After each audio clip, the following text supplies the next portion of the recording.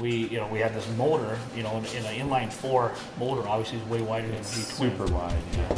Super wide. The intakes are actually on top of the motor, which interferes with any kind of normal gas tank.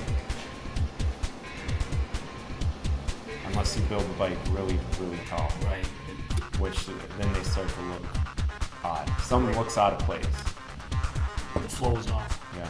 I mean, which actually worked good for Ryan being a little shorter because, like Jess being taller, you'd have to stretch your legs out, and with that motor being wider, then pretty soon, so you're riding a horse, right. Versus where Ryan, with shorter legs, we kind of got behind the wider part. Yeah, so that helped with that. And that's why this bike is a little more custom than others. You see, these guys have never built anything like this before. This one, it's going to take a little thought, a little effort, and a lot of time.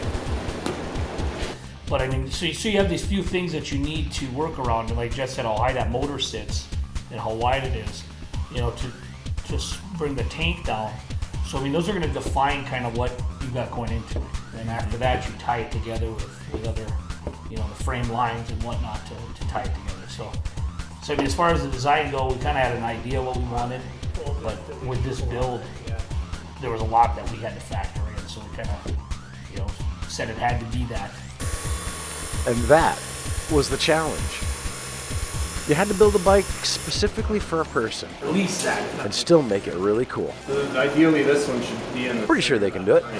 We've always found it to be cheaper to just buy a radius rear fender, and then we'll chop it up, cut it up, basically make it fit the bike. We want to trim this up here? Yeah, I mean, we got to trim everything, so I just was trying to start somewhere. It'll take days to get a radius, maybe weeks, exactly the way you want it on a rear fender. So after countless hours of looking at pictures, sketches, going online and researching, there's really nothing left but to do it. And that's what they did. Piece by piece, putting it together. Pretty sure they even came up with some new inventions in there. Can't prove it, but I'm still pretty sure. If nothing else, they should probably get an award for the best use of LEDs and epoxy ever. So we started talking about this. I was talking to Mr. Foster, which is the industrial arts teacher, and he was explaining that the state of Minnesota had cut another 10% out of industrial arts. We got to talking about how kids these days, whether they come from, a background where dad ain't in the picture or dad doesn't do this kind of stuff, or, meaning industrial arts, your welding, your painting, your, woodworking, any of that stuff. How these kids are going to know if it's something they'd even be interested in, or, without getting a taste of it from, a parent figure that would possibly be doing this if they don't have it in school anymore, because they're expecting you to already go into debt to find out whether or not you'd even like to do this. Well, they have no idea that kids nowadays don't even have an idea what industrial arts are, let alone knowing that's something they want to do when they grow up. I mean, they're getting pushed into going to college, which in my mind now is all about money. It isn't really about your education anymore. It's about business. It's about you pay for this degree. So you take a couple of kids, a couple of grown-ups, handful of bikes, and you make drift trikes. It was kind of a pilot thing that we wanted to do an outreach.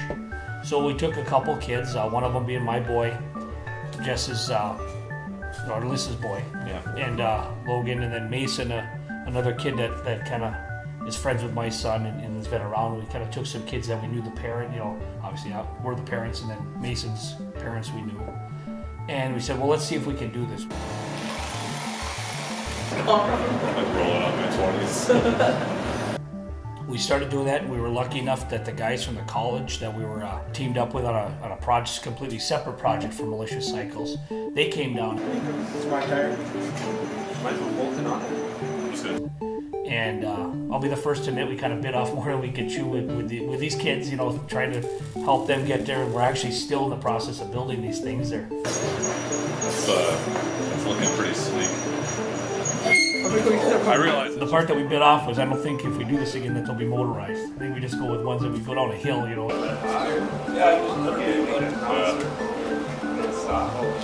It just got to be, you know, expensive for the kids. You know, we helped out with what we could, but it's like, you know, there's still, you know, $600 worth of parts Stuff and they need to pieces, buy, yeah. and it's you know, and obviously you can see where that would be limited to somebody that comes from a family that doesn't have the money to just dump into that. But so, you know, we're hoping to keep going with it. You know, like I said, these are our kids, you know, and that was this pilot program, and we're hoping to build on that to fill that gap of, you know, what the high schools are unfortunately, you know, financially cut back on it.